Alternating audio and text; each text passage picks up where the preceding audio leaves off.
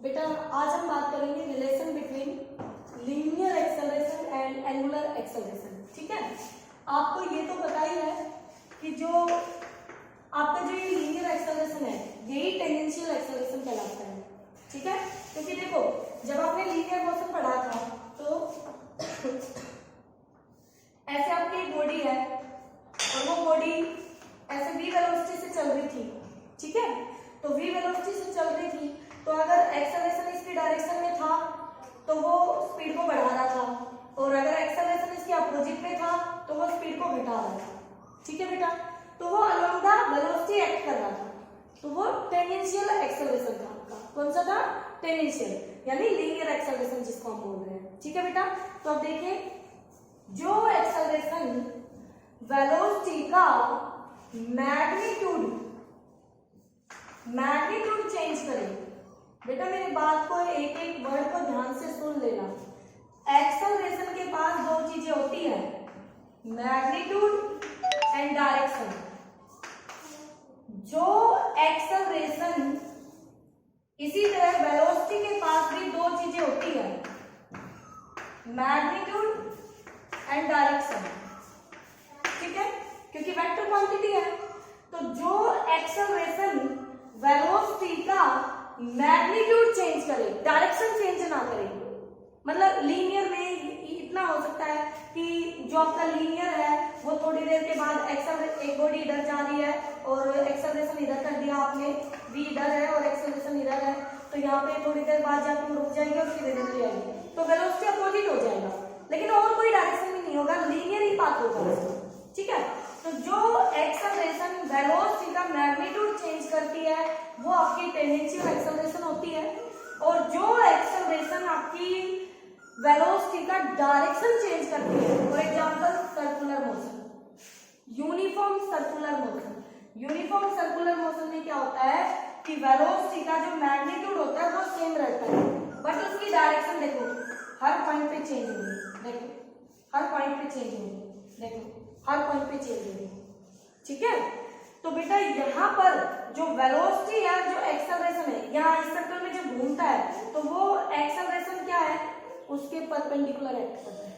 ठीक है, तो जो एंगुलर एक्सेलरेशन है वो बॉडी को सर्कल में घुमाता है। ओके, हम सेंट्रीपिटल एक्सेलरेशन की भी बात करेंगे बाद में, तो पहले ये देखिए इन दोनों के रिलेशन क्या आता है, अच्छे से समझ लीजिएगा। एज वी नो, हमें पता है, हम जानते हैं बच्चों कि v equal to r omega, v equal to r omega, ये रिलेशन आपने डिराइव किया। ठीक है, अब इस इक्वेशन को डिफरेंशिएट कर दीजिए टाइम के रिस्पेक्ट में। जब एक बॉडी ऐसे सर्कल में घूम रही है, ये बॉडी सर्कल में घूम रही है आपकी, तो ये इसकी टेंजेंशियल वेलोसिटी है, ये ऐसे चक्कर लगा रही है एक बॉडी जिसका सर्कुलर पाथ का रेडियस आर है। ठीक है, तो हमने इसको डिफरेंशिएट किया विद रिस्पेक्ट टू टाइम, तो हमें क्या मिला, dv by dt r as it is d omega by dt, क्योंकि दो पैरामीटर है तो मैं एक को एज इट इज दूसरे का करूंगी, फिर दूसरे का एज इट इज पहले का करूंगी। ठीक है बेटा जी, तो यहाँ से dv by dt हमारा टेंजेंशियल एक्सेलरेशन आ जाएगा, क्योंकि v हमारी टेंजेंशियल वेलोसिटी है तो टेंजेंशियल एक्सेलरेशन देगा। r as it is omega angular velocity है तो उसका चेंज एंगुलर एक्सेलरेशन यानी अल्फा देगा। क्या देगा? अल्फा देगा।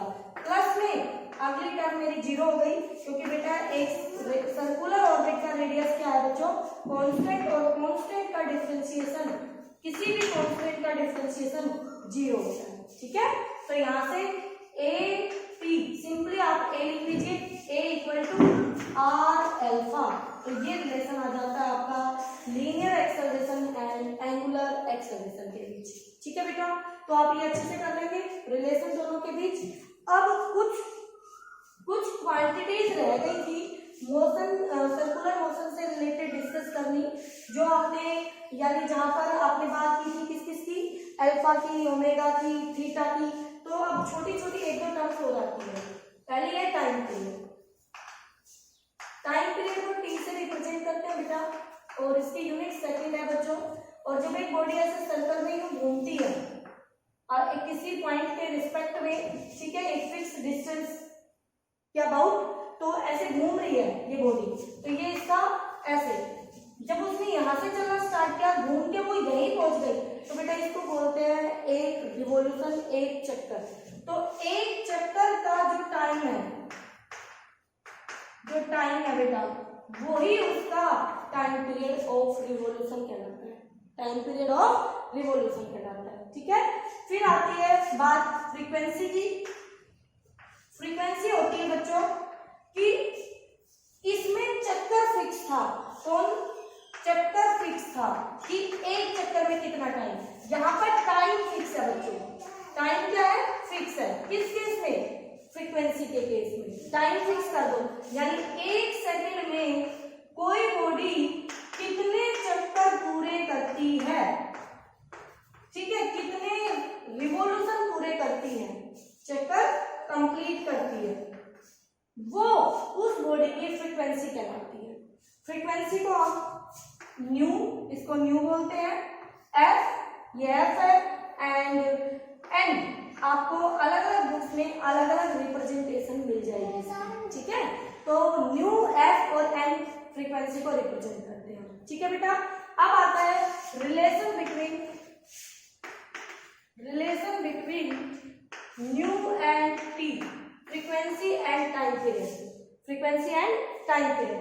अगर किसी बॉडी की फ्रीक्वेंसी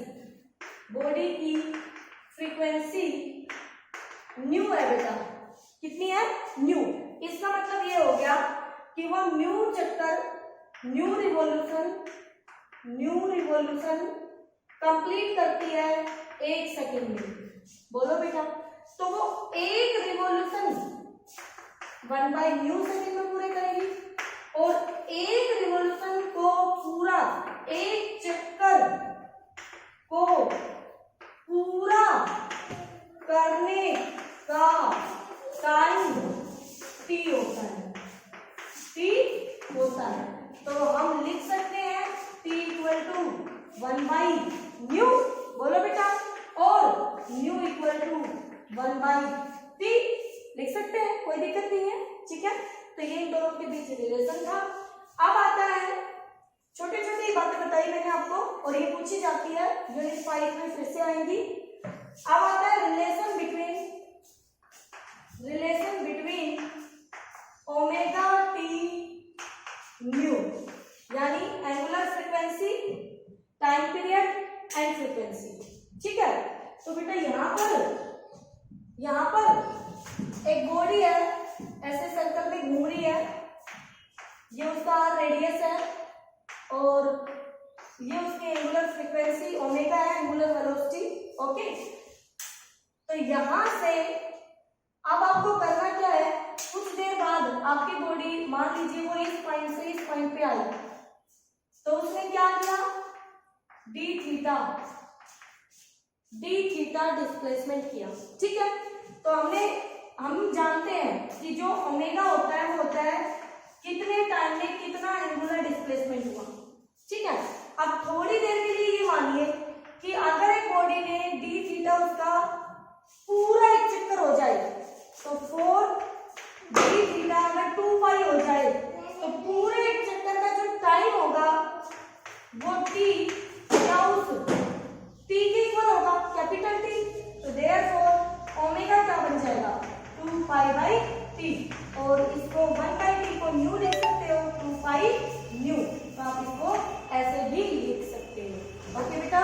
तो ये रिलेशन था ओमेगा टी एंड न्यू में, यानी ये न्यू फ्रीक्वेंसी है, ओमेगा एंगुलर वेलोसिटी है, आगे चल के एंगुलर फ्रीक्वेंसी भी आप इसको नाम देंगे, ठीक है। अब देखिए बेटा, कुछ पैरामीटर जो अपने लीनियर मोशन डिस्कस किए तब आए, अब एंगुलर मोशन डिस्कस कर रहे हैं तब आएंगे। तो देखिए, सबसे पहले u initial velocity, omega naught initial velocity angular, v final velocity omega, a acceleration, alpha acceleration, s is equal to ut plus half at square, replace कर दीजिए थीटा, सॉरी x थीटा, या फिर यहाँ पे r ले लीजिए common, r theta, ठीक है।